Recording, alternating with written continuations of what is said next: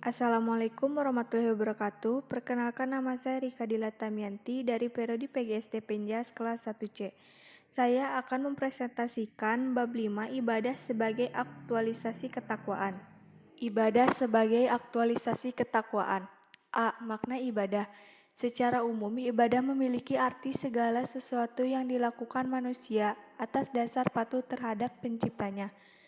Sebagai jalan untuk mendekatkan diri kepadanya, ibadah menurut bahasa etimologis adalah diambil dalam perkataan tarikun, mu'abad, yaitu artinya jalan yang ditundukkan yang sering dilalui orang. Ibadah dalam bahasa Arab berasal dari kata abda, yang berarti pengabdian atau al-tansuk. B. Klasifikasi ibadah. 1.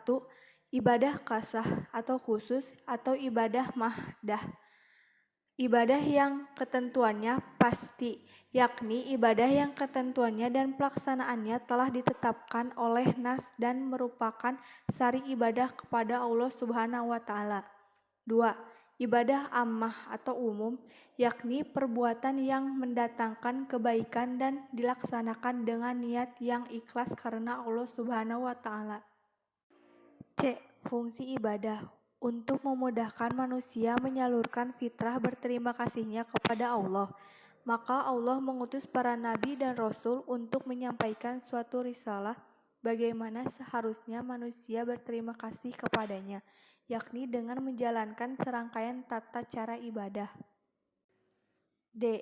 Syarat diterimanya ibadah. Ada beberapa hal berikut ini yang sangat penting untuk diperhatikan, yakni 1. Kesahan suatu amal. Hal ini penting untuk diperhatikan bahwa amal yang dilakukan sesuatu dengan kehendak syara. 2. Keikhlasan seorang hamba. Melakukan suatu perbuatan ibadah dengan memotivasi semata-mata untuk dan karena mengharapkan ridha Allah sebagai bentuk manifestasi dari 2 kalimat syahadat sehingga tidak terbesit dalam hatinya, mengharapkan atau bergantung pada pandangan manusia sehingga jatuh pada perbuatan riya. 3. Senantiasa beramal dan bermujahad dalam beramal. Kesungguhan dalam meningkatkan kualitas ibadahnya dengan senantiasa didukung oleh kedalaman ilmu dan kebeningan hati.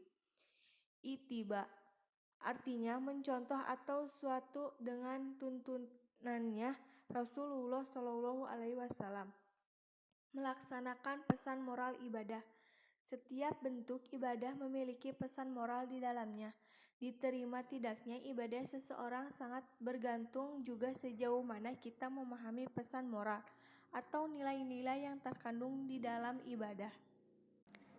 E. Prinsip ibadah. Ada beberapa prinsip yang harus diperhatikan dalam melaksanakan ibadah agar ibadah yang dilaksanakan terasa ringan. Di antaranya, 1. Hub atau cinta. 2. Khauf atau takut adalah ibadah hati. Tidak dibenarkan khauf ini kecuali terhadapnya Subhanahu wa Ta'ala. 3. Raja atau harapan. Secara bahasa artinya harapan atau cita-cita, sedangkan menurut istilah ialah bergantungnya hati dalam meraih sesuatu di kemudian hari. Selesai dan terima kasih. Cukup sekian yang saya bisa sampaikan. Wabillahi taufiq wal hidayah. Wassalamualaikum warahmatullahi wabarakatuh.